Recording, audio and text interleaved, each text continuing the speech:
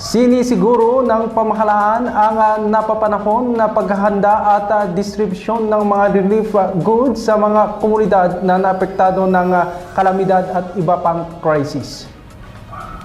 Ayon kay Pangulong Ferdinand R. Marcos Jr., malaking tulong ang mga mechanized production system para masigurong agarang pag-deliver ng mga kailangang relief supplies sa mga pamilyang mangangailangan. Si Debbie Gasingan para sa report.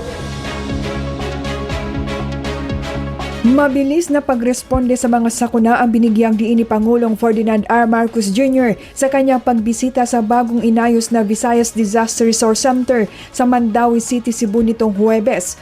Ang Visayas Relief Hub ay pinagbuti at pinahusay para mapabilis ang kahandaan at pagtugon sa mga sakuna at kalamidad. Ito ang unang panahon na ang national government ay nagbibigay nitong klaseng food pack.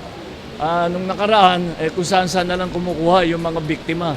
Pero ngayon, nakakapag-provide na ang national government. Kaya maganda itong naging facility natin. Ang Visayas Relief Hub ay pinagbuti at pinahusay para mapabilis ang kahandaan at pagtugon sa mga sakuna at kalamidad.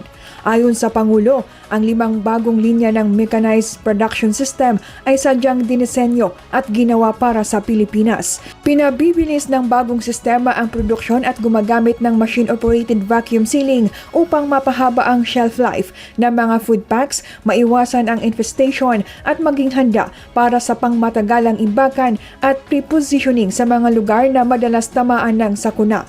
Sinabi ng Pangulo na may kasalukuyang 4 na milyong food packs na nakaimbak sa VDRC na handa nang ipamahagi at patuloy pa ang produksyon hanggang umabot sa mahigit 5 milyong FFPs.